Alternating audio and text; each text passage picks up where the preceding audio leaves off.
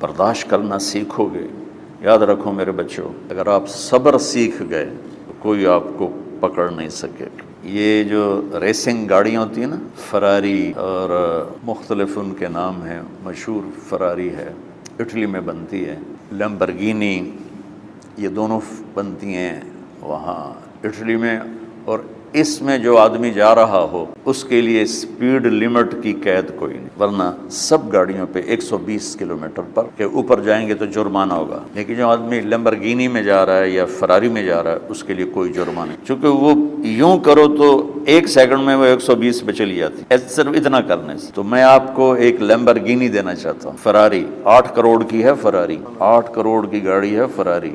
کئی دفعہ وہاں جب جاتا ہوں تو کوئی نہ کوئی بٹھا دیتا ہے، یہ آپ کو ذرا سیر کرائیں، وہ ہمارے کو تو شوق کی کوئی چیز ہے نہیں، وہ نوجوانوں کے شوق کی چیز ہے۔ تو 8 کروڑ کی گاڑی ہے، میں مفت آپ کو دے رہا ہوں، وہ ہے صبر۔ آخرت کے سفر میں اگر تیز چلنا چاہتے ہو، سب سے آگے نکلنا چاہتے ہو، تو صبر کی فراری پہ سوار ہو جاؤ، تمہیں کوئی پکڑ نہیں سکے گا، تمہارے کوئی قریب بھی نہیں آ سکے۔ کہ دنیا میں صبر کرنے والوں کا قحط آ گیا، بڑے بڑے علماء ہیں اخلاق سے خالی، بڑے بڑے علماء ہیں صبر جانتے ہی نہیں، اور پورا معاشرہ صرف علماء، تم کل کے علماء ہو اس لیے علماء کی بات کر رہا ہوں، ورنہ پورا معاشرہ میرے بچوں صبر سے خالی ہے۔ تم سیکھو۔ دیکھو میری ایک بات سن، علم کی کمی ہو تو اچھے اخلاق اس کو چھپا دیتے ہیں، اخلاق کی کمی ہو تو بڑے سے بڑا علم بھی اسے چھپا نہیں سکتا۔ سارے عیب ہوں اور اخلاق اچھے ہوں تو اخلاق وہ چادر ہے جس میں سارے عیب چھپ جائیں، بس ساری صفتیں ہوں اور بد اخلاق ہو تو ہر صفت کو بد اخلاقی چھپا دے گی۔ میرے نبی نے نماز لمبی پڑھی، اللہ نے روک دیا، کہ نہیں چاہیے، ما انزلنا علیک القرآن لتشقی، مختصر نماز پڑھیں، درمیانی نماز پڑھیں۔ پیسہ سارا خرچ کر دے، اللہ نے روک دیا، ولا تبسطها کل البسط، میرے نبی سارا خرچ نہ کرو، کچھ بچا کے بھی رکھو۔ تبلیغ میں اپنی جان کھپائی، اللہ نے اس سے بھی روک دیا، فلا تذهب نفسك علیہم حسرات، تبلیغ کرو خود نہ مر جاؤ۔ تبلیغ کتنا بڑا عمل ہے، اللہ نے کہا اعتدال۔ نماز کتنا بڑا عمل ہے، اللہ نے کہا درمیانہ ہاتھ رکھو۔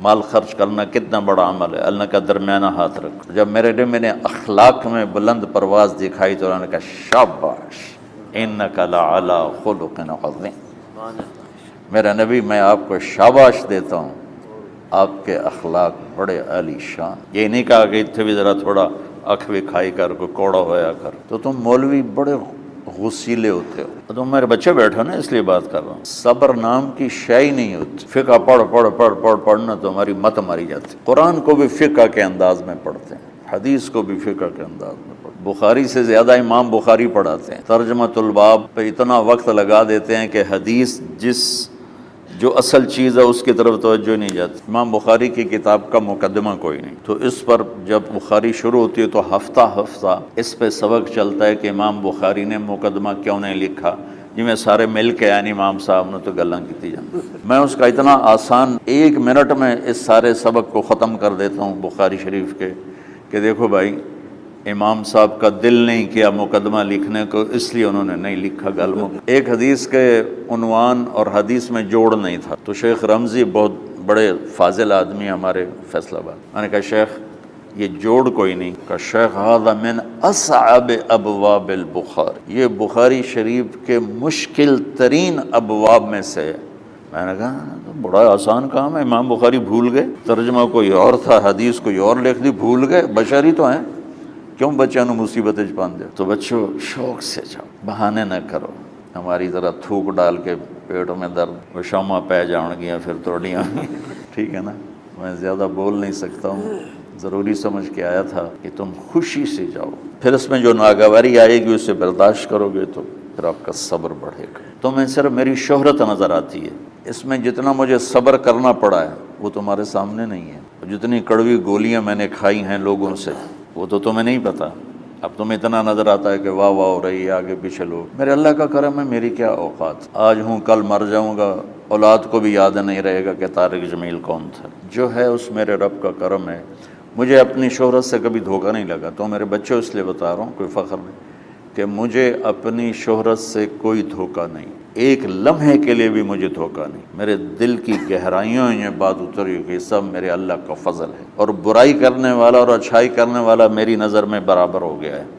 برابر ہونے کا مطلب پہلے سمجھو، تو مجھے گالی دو گے، مجھے تکلیف ہوگی، تو میری تعریف کرو گے، مجھے خوشی ہوگی، اس کو برابری نہیں کہتے، وہ تو ایک طبعی چیز ہے۔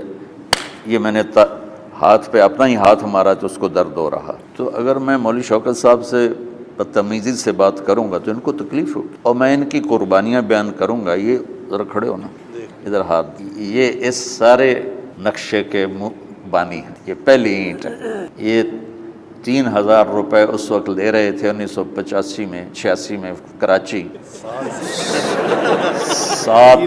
7000 ان کی تنخواہ تھی، اور میں نے ان کو تلمبے میں بلایا 900 روپے مہینے پر۔ کتنا فرق ہے 7000 اور 900؟